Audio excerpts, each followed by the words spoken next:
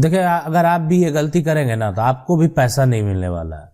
अगर आपके पास जमीन का यह जरूरी दस्तावेज आपके पास मौजूद नहीं है तो वो दस्तावेज आपको जो है आज प्राप्त कर लेना है। अगर आप चाहते हैं कि जमीन का पैसा जो है वो आपको भी मिले तो आपको ये दस्तावेज जो है वो निकालना होगा, है ना। और अगर किसी प्रकार का त्रुटि है तो उसका सुधार भी होगा। नहीं, अगर आप गलती करेंगे तो जो जमीन का पैसा होगा, यानी अगर ये जमीन है तो इसका जो पैसा होगा वो कोई और ले सकता है।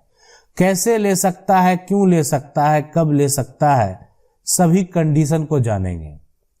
तो देखें, जमीन में सबसे पहले जो जरूरी दस्तावेज है जो आपको दिखाने पड़ सकते हैं वो है सबसे पहले जमीन का वो रिसिप्ट जो आपके पास होना है, तो उसको यानी कोई ऐसा रसीद बोल सकते हैं जिसमें जो जमीन है इस जमीन का टैक्स जो है आप सरकार को भरते हैं और ये जो है टैक्स आपके नाम से अगर जा रहा है तो जमीन का पैसा आपको मिलेगा।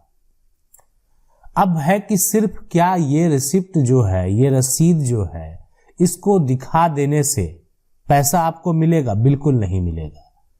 इसके साथ साथ ये रिसिप्ट जो कटा, कैसे, किस आधार पे कटा, आपके पास ठीक है एक जरूरी दस्तावेज है, वो भी जो है मांगे जा सकते हैं। अगर किसी व्यक्ति के द्वारा किसी प्रकार का कोई ऑब्जेक्शन लगा दिया गया तो फिर पैसा को जो है वो होल्ड भी कर दिया जाएगा। लेकिन ये सारा जो सिचुएशन है, ये सारा जो कंडीशन है वो उत्पन्न क्यों होता है और किस प्रकार से आपको दस्तावेज तैयार करना है, तो देखें सरकार के द्वारा क्या किया जाता है। सबसे पहले आप देखें कि ऐसा तो नहीं है कि जितना भी सरकार का निर्माण का कार्य होता है या सड़क का कार्य हो, है ना, तो सभी जो कार्य होते हैं तो एक बार जब उसका एक तरह से पूरा तैयार कर लिया जाता है कि इस ओर से सड़क को जो है गुजारते हुए किसी अन्य जो सड़क मार्ग है उससे जोड़ दिया जाए, तो एक नया सड़क का जो है वो निर्माण हो जाता है। अब सवाल ये उठता है कि इसमें ऐसा तो नहीं कि सभी जमीन जो है वो सरकार का होगा। कोई ऐसा जमीन है जो किसी निजी व्यक्ति का होगा। हो सकता है किसी निजी व्यक्ति का जमीन जो होगा वो खेती वाला होगा, या हो सकता है कि आगे चल के किसी का जो है मकान भी बना होगा। क्या है उसके लिए नियम?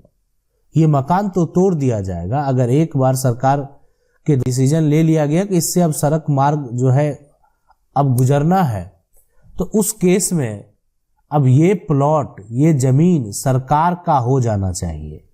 अब सरकार ये जमीन अगर लेती है तो सरकार को क्या देना होगा? पैसा देना होगा। किस, है ना, यानी जिसमें भी जिसका जो प्लॉट, जो एरिया, जितना एरिया गया, जितना प्लॉट गया, उसका पैसा जो है उसके एवज में देना होगा।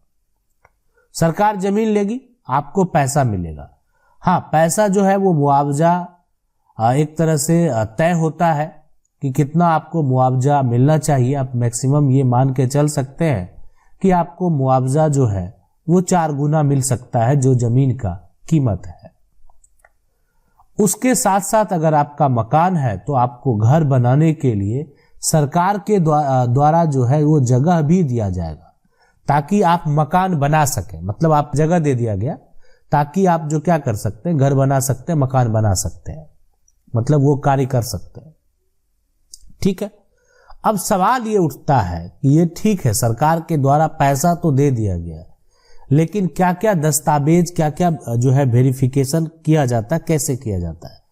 देखें, जो अधिकारी होते हैं, अधिकारी के वहाँ जो पास होगा तो सबसे पहले मान लेते हैं ये प्लॉट नंबर है ना, ये प्लॉट नंबर। अब यहाँ पर कोई प्लॉट गया, मान लेते हैं उस प्लॉट का नंबर जो है 176 है, तो यानी जो है एक तरह से ये एक तरह से प्लॉट का नंबर है।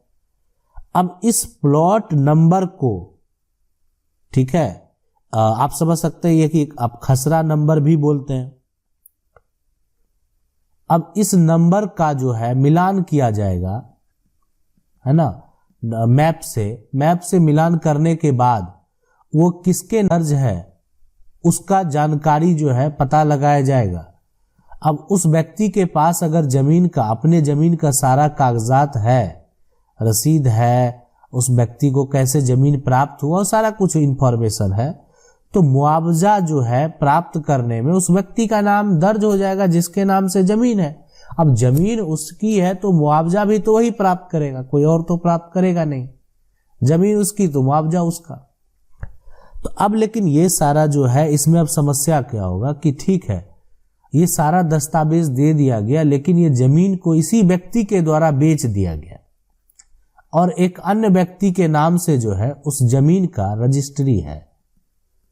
जमीन जिसके नाम रजिस्ट्री है उसी के दखल में भी है, और साथ में जो है एक तरह से जो कागजात है सरकार के दस्तावेज में, सरकार के रजिस्टर में जो नाम दर्ज है वो पहले विक्रेता का जो नाम है वही दर्ज है। तो पैसा तो विक्रेता उठा के ले जाएगा। तो अगर लेकिन इस रजिस्ट्री को दिखाकर अगर आवेदन किया जाएगा तो आपका जो ये प्रक्रिया है ना, यानी पैसा मिलने का, उसको होल्ड कर दिया जाएगा। ठीक है, जब तक मामला आपका क्लियर नहीं होता तब तक होल्ड में है। सरकार जमीन ले लेगी, सरकार जमीन ले लेगी, सरकार के द्वारा अधिग्रहण कर लिया जाएगा। इसलिए कि सहमति अगर मान लेते हैं, अच्छे खासे लोगों की सहमति है, तो अब 30% लोग नहीं ही सहमत है तो उससे कोई फर्क नहीं पड़ने वाला। बहुत सारे लोग सहमत है, सरकार के द्वारा जमीन ले लिया जाएगा। आपका जमीन आपका चला गया, पैसा नहीं मिलेगा। क्यों नहीं मिलेगा? इसीलिए कि अब यहां पर अब पैसा जो है उसको तो मिलने वाला नहीं है। जो व्यक्ति जमीन को बेच चुका है, जमीन का रजिस्ट्री किसी अन्य के नाम से है, तो विक्रेता का नाम ठीक है, दाखिल खारिज नहीं हुआ, इसीलिए विक्रेता का नाम दर्ज है। लेकिन पैसा किसको मिलेगा? जिसके नाम से रजिस्ट्री है। इसका गलती इनका यही है कि ये दाखिल खारिज नहीं करवाए। अगर दाखिल खारिज करवाए होते तो समस्या उत्पन्न नहीं होता। अब सवाल ये भी है कि अगर ये सरकार के द्वारा अधिग्रहण किया जाएगा तो कब तक के लिए हो? देखें, जब तक आप अपना दस्तावेज तैयार कर नहीं लें, आप दाखिल खारिज करवा लें, सारा कुछ करवा लें, तो फिर आपका नाम दर्ज हो जाएगा।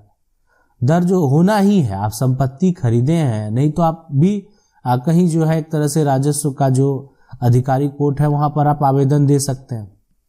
आपका रजिस्ट्री है, दाखिल खारिज नहीं हो रहा, आप जिला कलेक्टर के पास आवेदन दे सकते हैं। आपके पास रजिस्ट्री का डॉक्यूमेंट है और आज जो है इस पर दाखिल खारिज नहीं हो रहा। मुआवजा तो मिलना ही है। मुआवजा में देरी का मतलब है, एक सुप्रीम कोर्ट का हम फैसला आपको बताते हैं। ऐसे ही जो है एक फैसला हुआ सुप्रीम कोर्ट में। उसमें हुआ क्या कि मान लेते हैं कि सरकार के द्वारा जमीन ले लिया गया, ठीक है। अब जमीन तो आप देख सकते हैं कि ये सारा रोड बनेगा, तो रोड में तो जमीन चला गया, पैसा समय पर नहीं दिया। मतलब रोड में इस व्यक्ति का मान लेते हैं इतना जमीन चला गया और इस व्यक्ति को पैसा जो है वो समय पे नहीं मिला, बहुत बाद में मिला।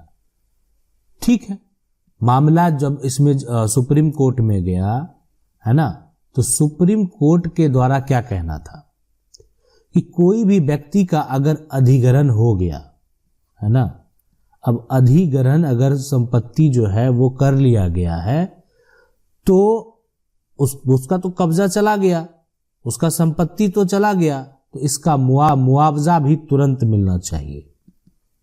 तुरंत मुआवजा जो है वो सरकार को देना पड़ेगा। अगर सरकार नहीं देती है, ठीक है, अगर ऐसा मान लेते हैं कोई एक तरह से पैसा जो है रिलीज नहीं हुआ, जो भी कारण रहा होगा, तो सरकार को ब्याज भी देना पड़ेगा। ठीक है, लंबे समय के बाद अगर मुआवजा मिलता है तो जो वर्तमान में है ना कीमत है, वही कीमत पर पैसा प्राप्त होगा। ऐसा नहीं है, ठीक है, मान लेते हैं दो लोगों के बीच में विवाद ही चल रहा है कि मेरा जमीन है, वो सामने वाला कह रहा है मेरा संपत्ति है, तो कभी तो फैसला होना ही है। तो जिस दिन फैसला होगा उस दिन जो मुआवजा मिलेगा, वो मुआवजा जो उसका वर्तमान वैल्यू है उस आधार पे मिलेगा। ऐसा नहीं कि पहले जो है उसी आधार पे जो है मुआवजा दिया जाएगा, बिल्कुल नहीं। जो वर्तमान वैल्यू है संपत्ति का, उसी के आधार पर जो है वो मुआवजा दिया जाएगा।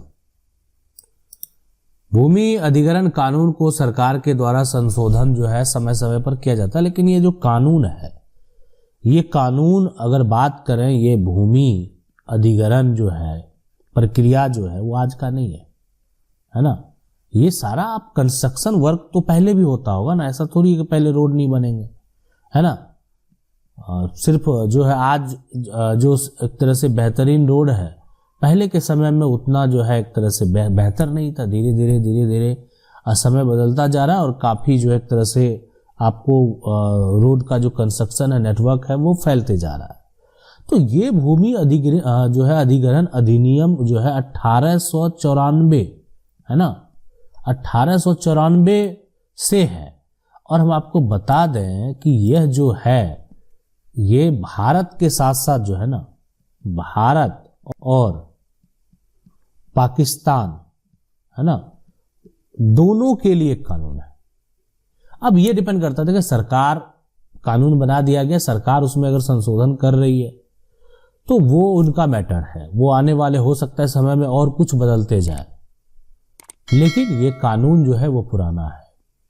तो अगर आप भी संपत्ति पे जो है पैसा प्राप्त करना चाहते हैं, ऐसा समस्या उत्पन्न होता है, तो ये जरूरी दस्तावेज आपको तैयार करके जरूर रखना चाहिए। आशा करते हैं वीडियो अच्छा लगा होगा। वीडियो को लाइक जरूर कर दें। चैनल को पहली बार देख रहे हैं, सब्सक्राइब करके जो बेल आइकन है उसको जरूर दबा लें। मिलते हैं अगले वीडियो में, तब तक के लिए।